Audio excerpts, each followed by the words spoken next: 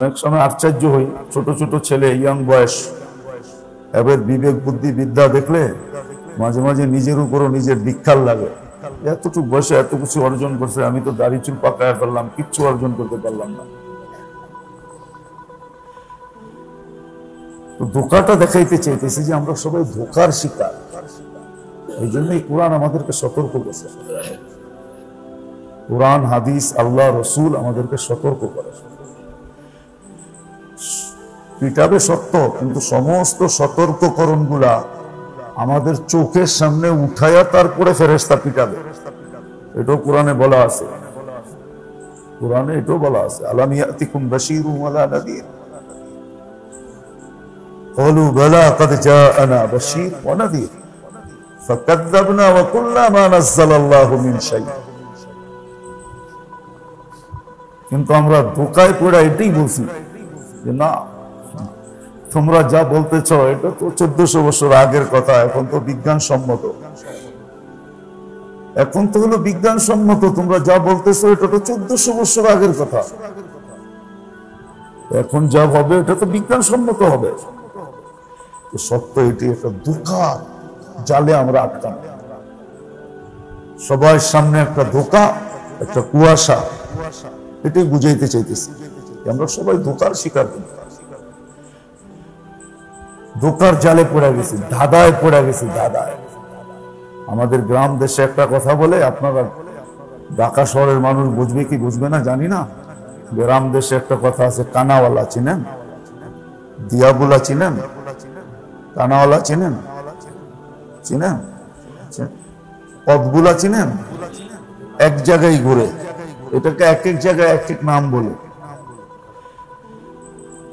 এক জায়গায় ঘুরতেছে, সারা রাত পার করায় দিছে, সকালে দেখে এক জায়গায় ঘুরে, খালি বাড়ির চতুর্দিক দিয়ে ঘুরে, বাড়ির গেট আর চিনে না। এটার জন্য বলে একটা পদ্ধতি আছে, এরকম হইলে কাপড় উল্টায়া পড়লে বলে ঠিক হয়ে যায়। আমরা সবাই ধোঁকার শিকার হয়ে গেছি। হাসার বিষয় না, ভাবার বিষয়, ভাবার বিষয়, বাবার বিষয়। আজকে যে জিনিসগুলো আমাদেরকে ধোঁকায় নিমজ্জিত করছে, নিক্ষেপ করছে, যে জিনিসগুলোর কারণে আমরা ধোঁকার শিকার, এটি একটাও আমার কাছে আসবে না, সব ভাগবে। মরতে দেরি, চোখ বন্ধ করতে দেরি, এগুলা ভাগতে দেরি করবে না। এগুলো এখন দেখতেছি না, এগুলো সব মরীচিকা। মরীচিকা দূর থেকে বড় টলটলে দেখা যায়, ঝলমলে দেখা যায়, বড় তরঙ্গের মতো দেখা যায়, বড় পানির সমুদ্রের মতো দেখা যায়।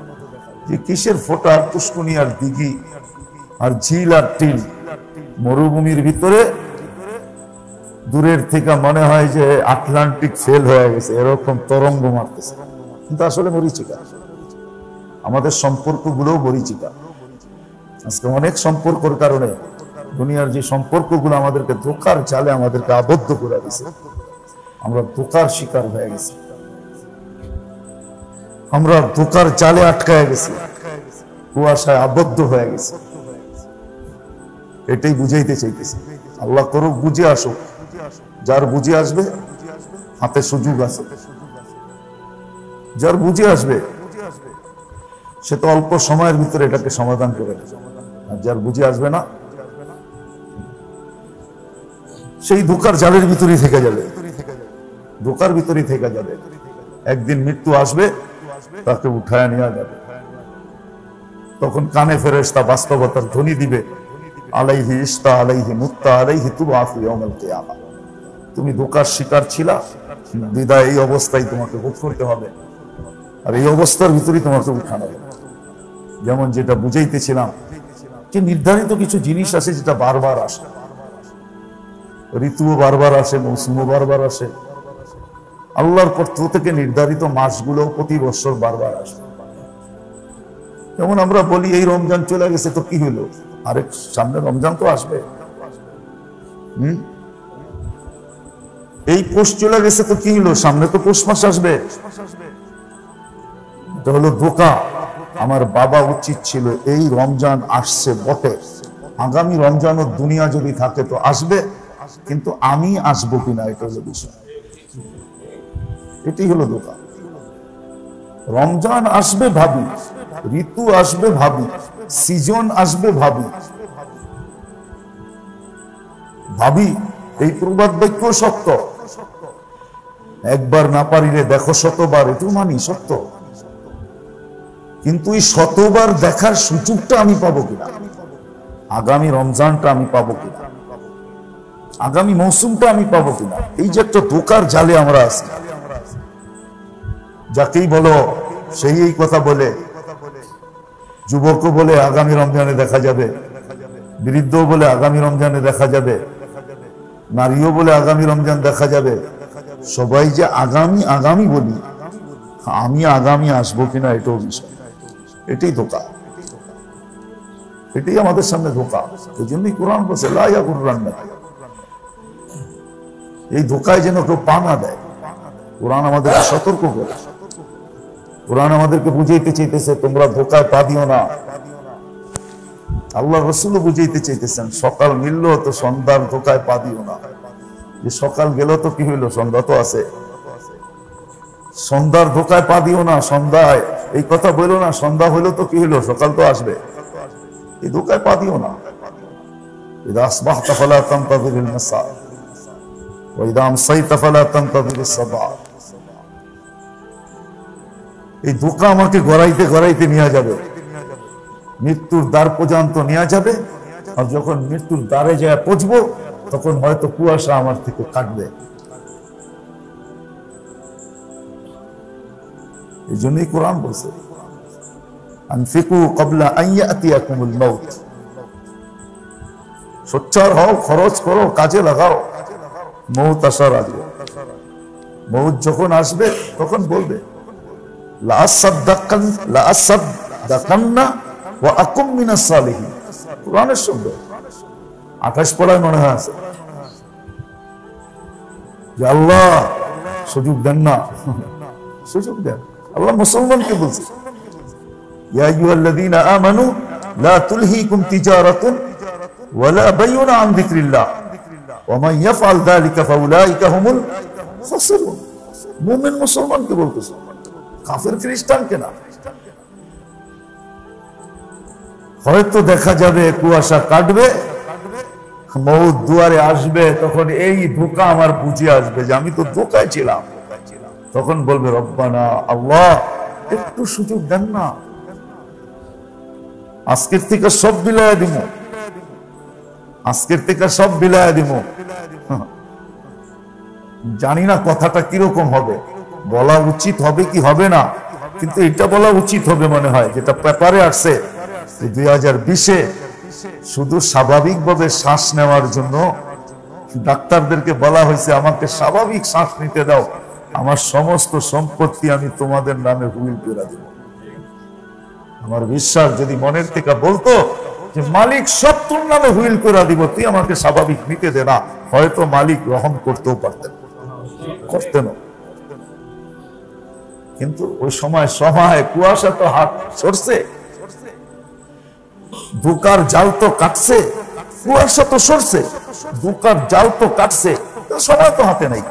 কোরআন তো এটাই বলছে, কোরআন এটাই বলছে। এটাই আমি বুঝাইতে চেয়েছিলাম যে আমাদের মন কিন্তু আমাদেরকে বুঝায়, অনেকের চেহারার ভাব দেখে আমরা বুঝি, আমাদের কথার পরে অনেকের চেহারার ভাব দেখা বুঝি, অনেকের কথার ভিতরে মধ্যখানে চেহারা দেখলে বুঝি যে ওনারা ভাবে হুজুররা এত কয় কেন, রমজান কি এটাই শেষ, আর কি আসবে না, সকাল কি এটাই শেষ, কাল কি সকাল হবে না। আরে সত্য হবে, আসবে, কিন্তু আমাকে এই কথার গ্যারান্টি দাও আমি আসবো কিনা, আমি পাবো কিনা, আমি দেখবো কিনা। নাইলে 1 মিনিটের নাই ভরসা, যে গাইলো, যে লেখলো, যে গাইলো তার উপরে সত্যায়িত কেন হলো? ওই স্টেজে তো অন্যের উপরে হইতে পারতো। আল্লাহ বলে না, অন্যের উপরে হইলে এরকম দৃষ্টান্ত হবে না, যতটুকু তোমার উপরে সত্যায়িত হইলে দৃষ্টান্ত হবে। কেননা তুমি লেখছো, তুমি গাইতেছো, তুমি সবাইকে নাচাইতেছো, বিদায় তোমার উপরে সত্যায়িত করে দেখায় যে এটাই সত্য। কি ফিরোজ শাহী লেখছে, ফিরোজ শাহী গাইছে, স্টেজেই তো মারা গেছে না, স্টেজের বাইরে মারা গেছে। জানেন কোন জায়গা? গাজীপুর, গাজীপুর। সত্যইটা। আজকে আমরা ধোকায় পড়ে আছি। আজকে 26 রোজা চলে গেছে, 26 রোজা চলে যাওয়ার দ্বার প্রান্তে, 2টা বাজতেছে, আর কয় ঘন্টাই আছে? 4 ঘন্টা 20 মিনিট আছে, 25 মিনিট আছে, পার হয়ে চলে গেছে। 27 রাত্র, আজকে 3টা রাত্র চলে গেছে। 21, 23, 25 3টা রাইলাত বেজর রাত্র চলে গেছে। হাদিসে 2 ধরনের কথা আছে, শুধু বেজর রাত্রের কথা নাই। হাদিসে আরেকটা শব্দ আছে, শেষ 10 দিনের সবে কদর তালাশ করতে গেছে, এটাও আছে। কিন্তু বেশিরভাগ এটাই বলছেন বেজর রাতগুলাতে তালাশ করা, কিন্তু আসলে ছিল শেষ 10 দিন পুরা ইতিকাফকে তালাশ করা। সামান্য দুনিয়ার জিনিস হারায় গেলে মাথা নষ্ট হয়ে যায়, ঠিক না? হ্যাঁ, খুঁজতে খুঁজতে পাগল হয়ে যায়, ঠিক না? সামান্য দুনিয়ার জিনিস পেপারে দেয়, পত্রিকায় দেয়, এটা করে সেটা করে, কত কিছুই তো করে, সামান্য দুনিয়ার জিনিস।